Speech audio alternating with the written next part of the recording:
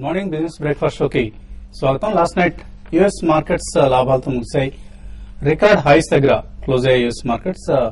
దీంతో Asian markets లో morning positive trend కనిపిస్తుంది. ఎస్జీఎక్స్ నిఫ్టీ కూడా 7395 24 పాయింట్ల లాభంతో ట్రేడ్ అవుతుంది. అండ్ ట్యూస్డే ఆర్బీఐ పాలసీ ఉన్న రోజు ఇవాళ మోడీ ప్రభుత్వం బాధ్యతలు స్వీకరించిన తర్వాత వస్తున్న మొట్టమొదటి మానిటరీ పాలసీ, క్రెడిట్ పాలసీ ఇది. సో ఆర్థిక మంత్రి అరుణ్ జైట్లీతో కలిసి అడుగులు వేస్తారా ఆర్బీఐ గవర్నర్ రఘురామ్ రాజన్, లేక ఒంటరి పైన సాగిస్తారా అన్నది ఇవాళ మనకు కొంత సూచనప్రాయంగా తెలవబోతోంది. అండ్ మార్కెట్స్ అయితే స్టేటస్ కో అంటే యథాతథ పరిస్థితిని అంచనా వేస్తున్నాయి. రెపో రేట్స్ పరంగా ఎటువంటి మార్పులు ఉండకపోవచ్చు. మేబీ అనుకోకుండా ఒకవేళ రేట్ కట్ లాంటిది ఉంటే మాత్రం ఇంకా బ్యాంక్ స్టాక్స్ కు పట్టపగ్గాలు ఉండవు. అండ్ దీనికంటే కూడా ప్రధానంగా ఆర్బీఐ కామెంటరీ ఎలా ఉండబోతోంది, డోవిష్ గా ఉంటుందా, హాకిష్ గా ఉంటుందా అన్న అంశాన్ని మార్కెట్స్ గమనిస్తాయి. సో మిగతా సంవత్సరానికి అంటే ఫైనాన్షియల్ ఇయర్ 2014-15 సంబంధించి వడ్డీ రేట్లు తగ్గుతాయా కానీ లేదా నెక్స్ట్ పాలసీలో కూడా ఇటువంటి విధానం కొనసాగుతుంది యథాతథ పరిస్థితి అన్నది మార్కెట్స్ కింద వచ్చేస్తే, అలాగే ఫైనాన్షియల్ ఇయర్ 2014-15 అంటే కరెంట్ ఫైనాన్షియల్ ఇయర్ కి సంబంధించి జీడీపీ గ్రోత్ ఫోర్కాస్ట్ ఎంత ఉంటుంది, between 5 and anywhere between 5 to 6%, 5 to 5.5, 5.5 to 6% అన్నది గమనించాల్సి ఉంటుంది. ఎందుకంటే ఆర్బీఐ ఎటువంటి అంచనా వేస్తుంది అన్నది. ఎందుకంటే నిన్న ఫైనాన్స్ మినిస్ట్రీ సోర్సెస్ చెప్తున్న దాని ప్రకారం వచ్చే 2 ఏళ్లలో జీడీపీ వృద్ధి రేటును 6.5% తీసుకెళ్లాలన్న టార్గెట్ తో అరుణ్ జైట్లీ ఉన్నారు అన్న వార్తలు కూడా కొంత మనకు మీడియాలో రావడం చూసాం. అలాగే కన్స్యూమర్ ప్రైస్ ఇన్ఫ్లేషన్ దీని ఫోర్కాస్ట్ ఎలా ఉంటుంది, ఇది బిలో 8% ఉంటుందా ఈ సంవత్సరం అంటే మార్చ్ నాటికి, లేదా అబోవ్ 8% ఉంటుందా అన్నది కూడా ఆర్బీఐ ఎటువంటి అంచనాతో ఉందన్నది కూడా మార్కెట్స్ గమనిస్తాయి. సో మేబీ ఆర్బీఐ పాలసీకి ముందు అలాగే తర్వాత కొంచెం భిన్నమైన ట్రేడింగ్ ట్రెండ్ ఉండే అవకాశం ఉంది. Otherwise markets are in a very very bullish mode. నిన్న కూడా మనం చూసాం ఒక ఎక్సలెంట్ మండే, ఒక మాన్స్టర్ పవర్ఫుల్ ర్యాలీని నేను చూసాను. నిఫ్టీ ఆల్మోస్ట్ 1.8% పెరిగింది. సో ఆల్మోస్ట్ ఒక 1 వీక్ వ్యవధి తర్వాత మార్కెట్స్ తిరిగి తమ బుల్ రన్ ను కొనసాగించాయి.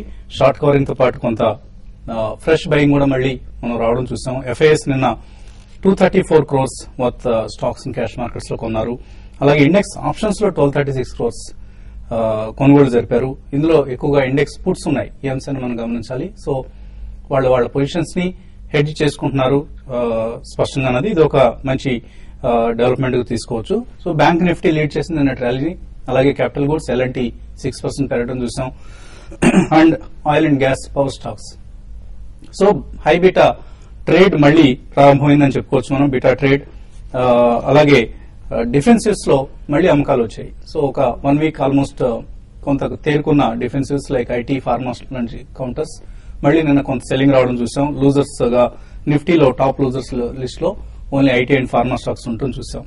అండ్ మరొక 5 వారాల్లో ఎన్డీఏ ప్రభుత్వం తన మొట్టమొదటి బడ్జెట్ ను ప్రవేశపెట్టబోతోంది. ఆర్థిక మంత్రి అరుణ్ జైట్లీ ఏ దిశగా ఎకానమీని నడిపించబోతున్నారన్నది మనకు ఈ బడ్జెట్ లో తెలుస్తుంది. సో బడ్జెట్ సంబంధించిన ఊహాగానాలు, అంచనాలు ఉన్నాయి.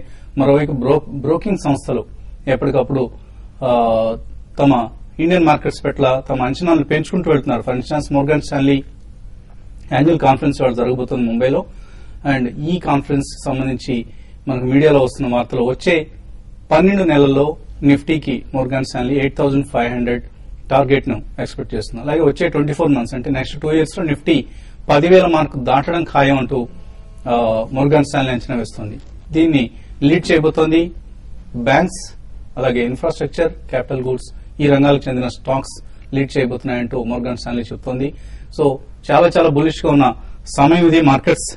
అండ్ మనం ఎప్పటికప్పుడు చెప్తున్నాం డిప్స్, స్టీప్ డిక్లైన్స్ కోసం వెయిట్ చేయొద్దు. 5% to 10% కరెక్షన్ కావాలి. మార్కెట్స్ 500 పాయింట్లు నిఫ్టీ తగ్గితేనే కొందాం ఉన్న మంకు పట్టు వదిలిపెట్టి ఎప్పటికప్పుడు 2-3% కరెక్షన్ కూడా బయింగ్ వాడుకోండి. ఎస్పెషల్లీ పబ్లిక్ సెక్టర్ బ్యాంక్స్ చాలా బులిష్ గా ఉన్న టైం ఇది. ఎప్పటికప్పుడు చాలా పాజిటివ్ న్యూస్ వస్తున్నాయి పబ్లిక్ సెక్టర్ బ్యాంక్స్ సంబంధించి. ప్రభుత్వం డిజిన్వెస్ట్మెంట్ కు ఒక హోల్డింగ్ కంపెనీని పెడుతున్న వార్తలతో నిన్న మనం పబ్లిక్ సెక్టర్ బ్యాంక్స్ లో ర్యాలీ చూసాం. అండ్ పిఎంఐ డేటా పాజిటివ్ గా వచ్చింది. సో ఆల్ ఇండికేటర్స్ ఆర్ సూచిస్తున్నాయి ఒక బిగ్ బుల్ రన్ కు మార్కెట్స్ గేరప్ అవుతున్నాయి అన్నది. సో ఈ అంశాన్ని దృష్టిలో ఉంచుకోండి. అలాగే of course stock specific action ఇవాళ కూడా కొనసాగుతుంది. In addition to index action Aurobindo pharma rerating చేశామంటూ బ్రోకింగ్ సంస్థలు చెప్తున్నాయి. భారతీయ ఎయిర్టెల్ ఆఫ్రికా టవర్స్ ని $3 బిలియన్ రైజ్ చేస్తుంది. దీంతో డెట్ బర్డెన్ తగ్గించుకుంటుంది. అలాగే Lanco, JP power, Reliance infras, ఎస్ఎస్టర్లైట్ వీళ్ళందరూ కూడా తమ పవర్ ప్లాంట్స్ ఎన్టీపీసీకి సేల్ చేసి డెట్ బర్డెన్ తగ్గించుకుంటాయన్న వార్తలు వస్తున్నాయి. సో ఇవన్నీ కూడా ఆయా స్టాక్స్ మీద ప్రభావం చూపించే అంశాలు. ఈ అంశం మీద ఎనలిస్ట్ ఏమంటున్నారో తెలుసుకునే ప్రయత్నం చేద్దాం.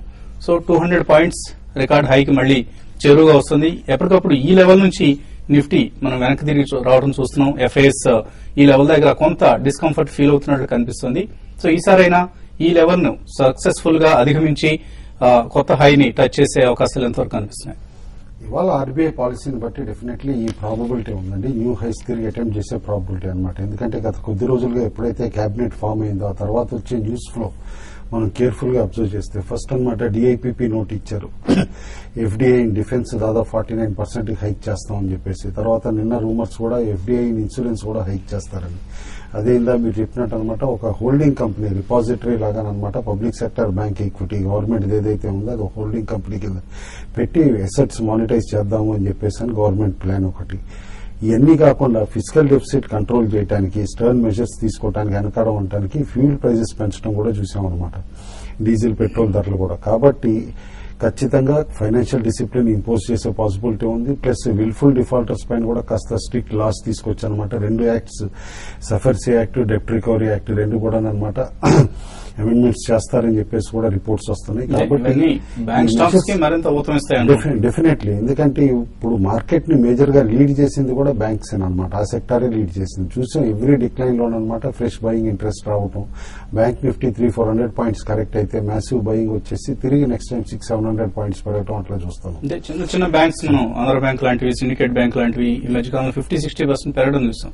ఇక్కడ నుంచి కూడా ఇంకా అప్సైడ్ పొటెన్షియల్ ఎంతవరకు ఉంది? పొటెన్షియల్ డెఫినెట్లీ ఉంటుందండి. ఎందుకంటే ఈ ఫెటాల్ ఇట్లా రిపాజిటరీ ఫర్ గవర్నమెంట్ ఈక్విటీకి చేస్తే గనక వీకర్ బ్యాంక్స్ అనమాట ఈక్విటీ బేస్ రీక్యాపిటలైజ్ చేయడానికి గవర్నమెంట్ మూవ్స్ తీసుకోవడం కూడా చాలా ఈజీ అవుతుంది. అలాంటప్పుడు అనమాట కొంచెం ఏదైనా ఎన్పీఎస్ తోటి సఫర్ అయిన వీకర్ బ్యాంక్ ఉందనుకోండి, ఆంధ్ర బ్యాంక్ అని లేకపోతే యూకో బ్యాంక్ అని or some other united bank అని ఉంటే గనక గవర్నమెంట్ క్విక్ స్టెప్స్ తీసుకుని ఈక్విటీ రీక్యాపిటలైజ్ చేయొచ్చు. అండ్ డెఫినెట్లీ బ్యాంక్ కూడా అనమాట విత్ రిన్యూడ్ స్ట్రెంత్ అనమాట మోర్ అగ్రెసివ్ బిజినెస్ చేసి తిరిగి రికవర్ అయ్యే పాసిబిలిటీ ఉంటుంది. కాబట్టి బ్యాంక్ స్టాక్స్ లో ఇంత హైట్ అండ్ ఇంట్రెస్ట్ వస్తుంది. And one more big positive ఏంటంటే యూజువల్లీ కొత్త గవర్నమెంట్ వచ్చినప్పుడు ఆర్బీఐ గవర్నర్స్ అట్లా మారటం చూస్తాం.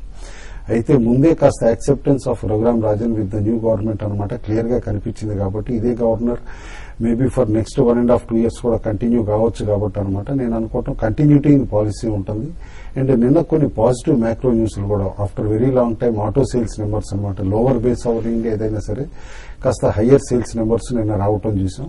అదేవిధంగా పీఎంఐ మే కూడా కొంచెం ఇంప్రూవ్మెంట్ చూపించింది. కాబట్టి అనమాట ఆర్బీఐ కమెంటరీ వాళ్ళ హాకిష్ గా ఉంటుందా డూవిష్ గా ఉంటుందా అనే దాన్ని బట్టి మార్కెట్ రియాక్ట్ అవుతుంది. బట్ ఓవరాల్ గా మాత్రం డెఫినెట్లీ కంటిన్యూస్ గా బై ఆన్ డిక్లైన్స్ అని అంటాను. ఎందుకంటే ప్రాబబిలిటీ డౌన్ సైడ్ అనమాట అన్లెస్ 70-100 కన్క్లూజివ్ గా నిఫ్టీ బ్రీచ్ అయ్యి దాని కింద కపుల్ ఆఫ్ సెషన్స్ ఉంటేనే ఏమన్నా షార్ట్ టర్మ్ వీక్ ట్రెండ్ వస్తుంది. కానీ బట్ అదర్వైజ్ క్లోజర్ టు 70-100, 70-50 వచ్చినప్పుడల్లా బయింగ్ ఆపర్చునిటీ కింద తీసుకోవాలి. బి గ్రూప్ లో చూసాం 1 week డల్నెస్ తర్వాత అనమాట నిన్న మళ్ళీ బి గ్రూప్ లో స్టాక్స్ ఎట్లా ర్యాలీ అయినాయి. కాబట్టి క్యాష్ మార్కెట్ లో గుడ్ స్టాక్స్ అనమాట డెఫినెట్లీ ఇక్కడి నుంచి కూడా ఇంకా 50-60% నెక్స్ట్ ఫ్యూ మంత్స్ లో పెరిగే పాసిబిలిటీ బ్రైట్ గా కనిపిస్తాం. సో మ్యూచువల్ ఫండ్స్ లో ఏవి అవుట్ పెర్ఫార్మ్ చేస్తున్నాయి? Specific thematic funds like banking funds or diversified schemes? Diversified అన్న వాళ్ళు mid cap and small cap చాలా పర్ఫార్మ్ చేస్తున్నారు. Last 1 week I think they have been or 15 days they have been outperforming అండి. So మీరు అన్నట్టుగా banking, infrastructure ఇటువంటి sectoral funds are outperforming. ఎందుకంటే last 2 years ఏవైతే అండర్ పర్ఫార్మెన్స్ ఉందో I think now they are out beating. So clearly sectoral funds mid and small cap are out performing. So investors should look at exposing now into equity. Recommend చేస్తున్నారు అంటే first time investors కూడా I think కొంచెం ధైర్యం చేసి invest చేయొచ్చండి. Large cap schemes కానీ mid cap schemes కానీ mid cap లో HDFC mid cap opportunities, Franklin smaller cap opportunities ఇటువంటి గుడ్ పర్ఫార్మింగ్ స్కీమ్స్ లో ఎక్స్పోజర్ అగ్రెసివ్ గా ఎక్స్పోజర్ తీసుకోండి. ఎందుకంటే they have good quality stocks, మంచి స్టాక్స్ ఉన్నవి and research stocks they are doing. On large cap side కూడా you should look at Franklin India blue chip కానివ్వండి, Prima you should look at. ఎందుకంటే mid cap and small cap are large cap. అదే మాదిరిగా IDFC Premier Equity Fund, this is another good fund. IDFC Dynamic Equity, you should look at that. So ఇటువంటి 4-5 schemes అయితే తరచు last 1-2 months ఏదైతే మనం ఒక్కొక్క వారంలో ఒక్కొక్క స్కీమ్ డిస్కస్ చేసాం. సో ఇవన్నీ స్కీమ్స్ లో ఎక్స్పోజర్ తీసుకోండి, ఒక at least increase your exposure rather than putting in to gold. I think probably in next 1.5 year could be a non-performer, or you will have lower returns than your equity markets. So exposed into equities ఎందుకంటే risk return చాలా positive గా ఉంది. So good quality stocks in all the schemes which you have mention. So at least 15-20% exposure ఈ లెవెల్లో కూడా తీసుకుంటే బాగుంటుంది next 1.5 year. Okay అండి. So don't invest in gold, invest in equities. ఇది ప్రస్తుతానికి వినిపిస్తున్న ఇన్వెస్ట్మెంట్ మంత్రం. ఇన్వెస్టర్స్ నుంచి కాల్స్ తీసుకోబోయే ముందు కాసేపు ప్రకటనలు.